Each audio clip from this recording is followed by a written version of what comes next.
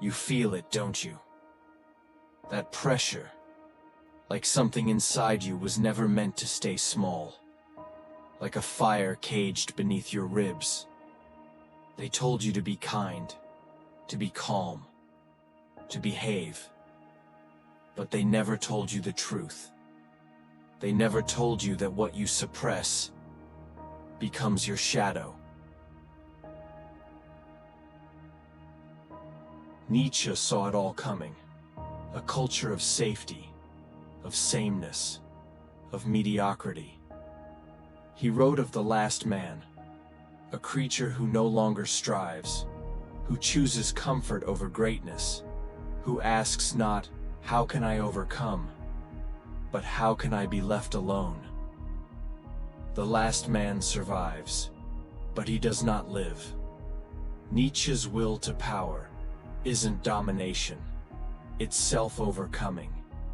It's the force that turns fear into fuel, pain into purpose.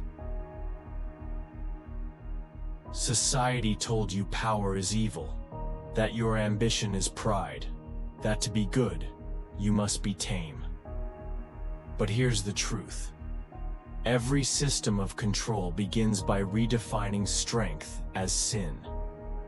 Historian Michel Foucault once wrote, "Where there is power, there is resistance." He didn't mean rebellion in the streets. He meant the quiet violence of systems, telling men like you to fear their own greatness.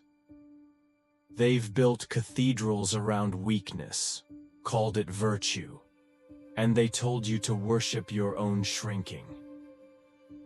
Nietzsche saw it coming. A world where men forget how to stand tall, where morality becomes a prison, where the powerful are broken in the name of equality. He called it the rise of the last man, a creature who seeks only comfort, safety, sameness, a man who no longer dares to suffer, or dare, or overcome. He wrote, "Man is a rope, tied between beast and overman, a dangerous crossing, and most never make the crossing." Carl Jung later added, "The man who does not confront his shadow becomes it." Meaning, the power you repress doesn't disappear. It festers.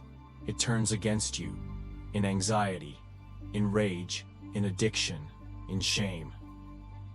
But if you face it, it becomes fuel for vision, for creation, for transformation. You think you're broken? Number you're buried, under layers of guilt, social programming, lies. That's why the abyss frightens you, because deep down, you suspect it holds your truth.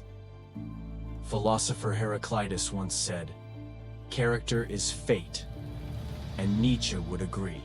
You do not find your destiny, you create it. Hammer it out of fire, out of pain, out of will. Most men avoid truth their whole lives, but you're here, listening. That means something in you is still alive. Nietzsche's Übermensch is not a fantasy. It's the man who rejects comfort, who embraces solitude, who dares to live without borrowed meaning. He does not wait for permission. He creates values where others follow rules. Dostoevsky once warned, "If God is dead, everything is permitted." But Nietzsche's reply? No. Now you are responsible for everything.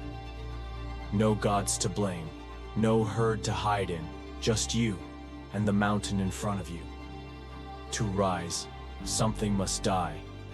The old self, the people pleaser, the man who lived for others' approval. This death isn't peaceful, it's brutal, it's lonely. But on the other side is life. Not comfort, but vitality.